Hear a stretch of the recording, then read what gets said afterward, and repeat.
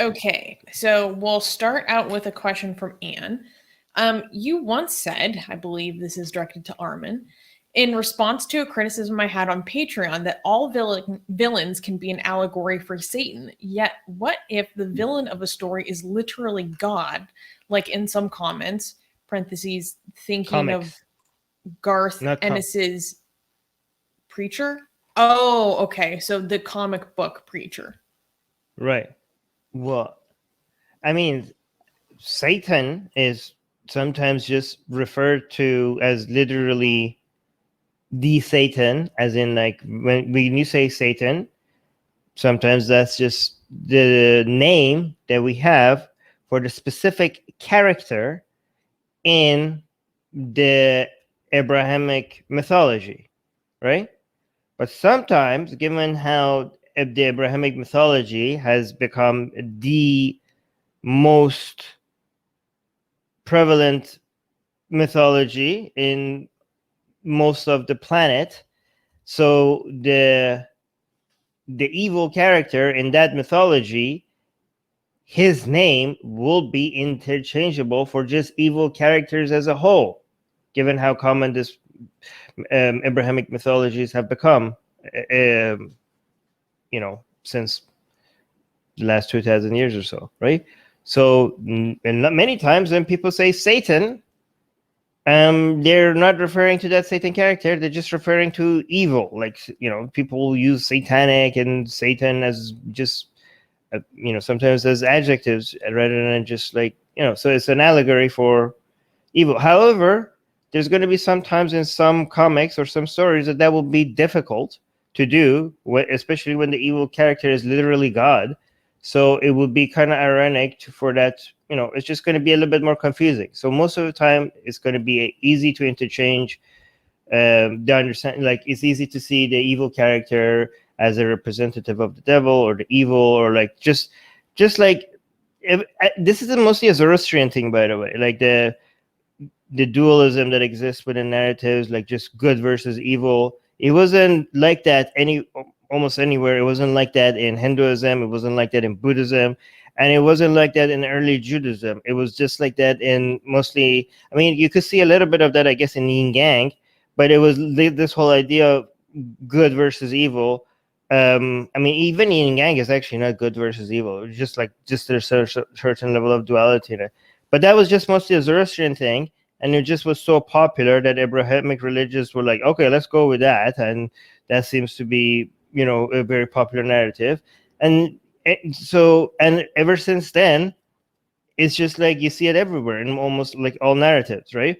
And that's why when anytime you see, like, even in modern culture where we have stories where it's good versus evil, the good versus evil, the evil part is just like the continuation of that tradition of this binary way of looking at the world. However, like, I think, like, in modern culture, people are becoming more demanding of nuance in their stories. So that whole good versus evil, the simple binary of good versus evil, I've seen in our lifetime. I think this is actually very new. It's a very new direction that we're heading, that people want their evil characters to be relatable somewhat, and their good characters not to be so good as well. Like, they want some evil in their good characters as well, right? So I think, like, we're now moving in a different direction, and all that binary nature of our stories is kind of like breaking apart. I mean, it was always like that in like high culture. You could see some of that, but I think, like, we're now seeing that everywhere. Like, even in the most you know in the most common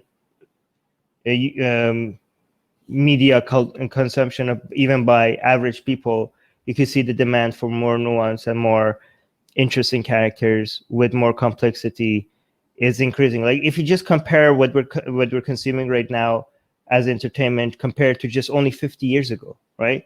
Like, just go look at Batman movies, about how evil the evil characters were and how good the good characters were.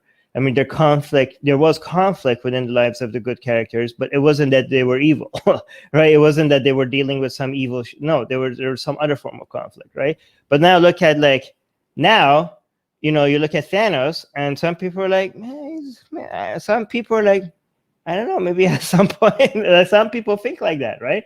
Like you're making it, or even if they don't think like that, some people are like, well, I can see how somebody comes like that. Or even if somebody has no good points, when you go through their childhood, you kind of sympathize, like, oh my God, it wasn't their fault. Like they're evil, but they had such a bad time. Like I can see how somebody will get there. Like you can kind of feel for them. Or even the most famous one, Joker, right? The Joker movie that came, like the entire movie, like you go on a journey that even if you don't relate with the characters' like decisions, you kind of like, or Breaking Bad, for example, you're like you're cheering for the drug dealer, or you're cheering for that person that is like, anyway, I will stop. Hey guys, if you're a fan of Blasphemy and Sexy Callie, like me, then you need to be sure to subscribe to our newsletter, link in the description below.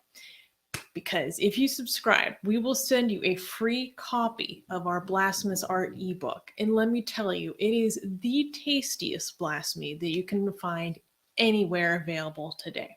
And we are so generous with our blasphemy that we continue to send you more blasphemy every week. So make sure to subscribe, link in the description below.